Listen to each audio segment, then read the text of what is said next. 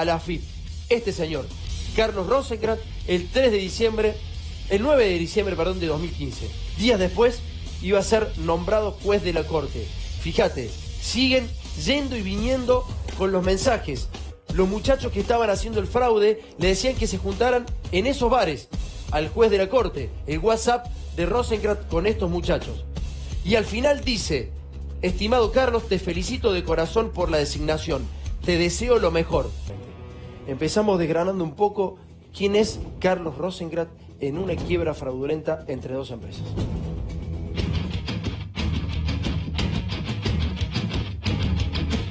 Los dueños de Operadora de la Costa, Sociedad Anónima, y una empresa multinacional vaciaron la primera compañía con una compleja maniobra para eludir la ley y evitar pagar millonarias deudas que mantenían con la AFI. Para llevar a cabo la maniobra ilegal, contaron con el asesoramiento de un abogado que hoy es juez de la Corte Suprema de Justicia, Carlos Rosenkrantz.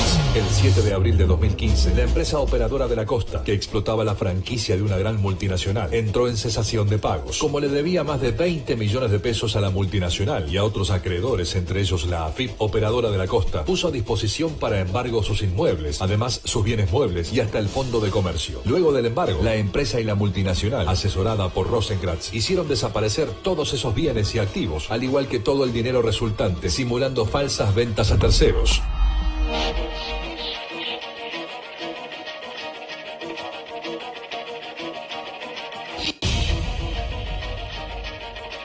Para eso, utilizaron un acta de directorio y otra de asamblea truchas, ya que uno de los socios, Pablo Gotelli, no se encontraba en el país en la fecha inscrita en los documentos. Para eludir la ley, el abogado de Operadora de la Costa, Sergio Idoyaga, redactó un acuerdo defraudatorio junto al representante legal de la contraparte, el doctor Carlos Rosenkrantz, hoy juez de la Corte. Cometieron delitos, en cualquier comisión de delitos hay que perseguirlos. El doctor Idoyaga declaró que por la complejidad de la oscura negociación y de las sumas de dinero que había en juego, envió un esquema por correo electrónico el 21 de octubre de 2015 a Carlos Rosenkrantz. Fue tan complicada la maniobra que el abogado destacó el cúmulo y tenor de los mensajes de correo electrónico y de WhatsApp con Rosenkrantz. El abogado llegó a decirle a Rosenkrantz que estaban buscando conseguir a alguien viable, tal como él solicitó, para simular la compraventa de los bienes muebles de Operadora de la Costa, que estaban embargados por orden judicial. Yo creo que no hay ninguna razón para quien cometió delito no sea perseguido. Así fue como crearon la empresa 41 SRL. Entonces, por orden de Rosenkrantz, Operadora de la Costa simuló la venta de todos sus bienes a la empresa 41 SRL. Y luego de esa empresa fueron transferidos a la multinacional representada por Rosenkrantz.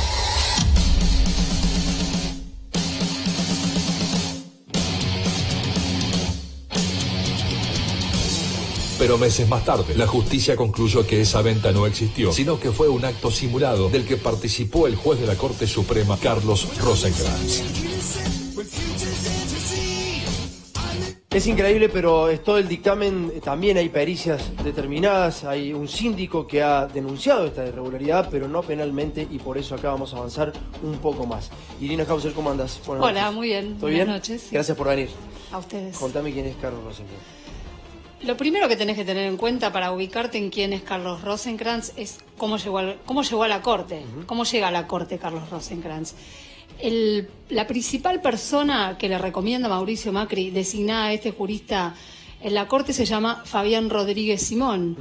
Hoy es un representante del Parlasur, pero es una persona que tiene una función muy importante en todo lo que se refiere al asesoramiento jurídico, a la ingeniería jurídica que maneja el gobierno, ¿no? Esa es la persona que le dice a Macri: tenés que poner a Rosenkrantz en la Corte. Y no hay que olvidarse, además, cómo fue designado Carlos Rosenkrantz, al igual que Horacio Rosati.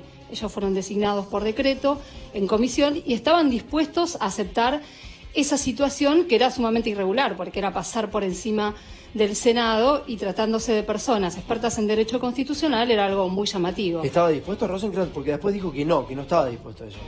Después dijo públicamente, no, por decreto no, cuando hubo una presión social muy importante, digamos. Después lo dijo, claro, y cuando el tema estaba encaminado para que el Senado tratara su pliego.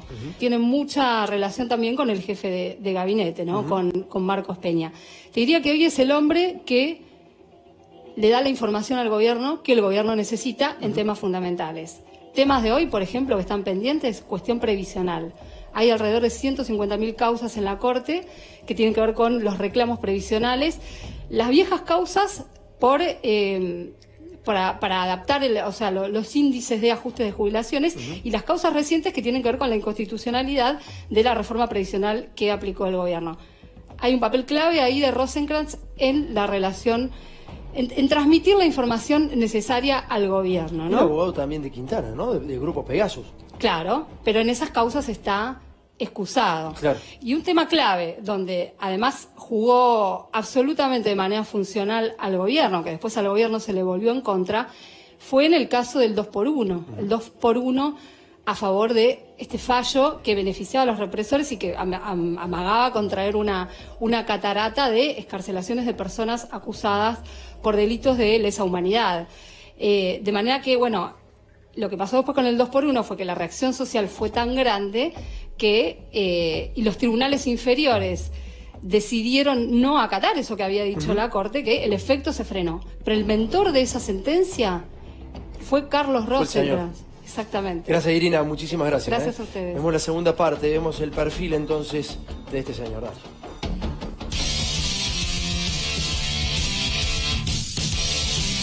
El juez Carlos Rosenkrantz es abogado, recibido en la UBA y tiene un magíster y un doctorado en Yale. Fue profesor de la New York University y otras universidades de Estados Unidos, además de la Universidad Pompeu Fabra. De 2008 a 2015 se desempeñó como rector de la Universidad de San Andrés. Llegó a la corte con polémica junto a Horacio Rosati. Macri quiso nombrarlos por decreto, pero por el rechazo popular que generó la medida, debió enviar los pliegos de Rosenkrantz y Rosati al Senado. Nadie puede aspirar a ser juez de la Corte Suprema de Justicia de la Nación sin el acuerdo del Senado. Finalmente, los nombramientos fueron aprobados. Carlos Fernando Rosenkrantz, juráis por la patria y por vuestro honor administrar justicia bien y legalmente. Sí, juro. Si así no lo hiciereis, la patria os lo demande. Uno de los costados más polémicos del perfil de Rosenkrantz es su apoyo a leyes a favor de represores de la última dictadura. Creo que es un claro avance hacia una mejor calidad institucional, completar la Corte con personas de reconocida trayectoria, que no están políticamente contaminadas. Son dos personas de probidad y de prestigio y de una entidad muy, muy sólida en términos jurídicos, de su prestigio profesional. Esa ingenuidad de que lo propusieron a Rosenkrantz porque es bonito, no, Rosenkrantz no es ningún bonito. Rosenkrantz representaba a Clarín en litigios contra el Estado como parte del estudio Boussant, Rosenkrantz & Svar. Fue abogado de otras grandes empresas como Cablevisión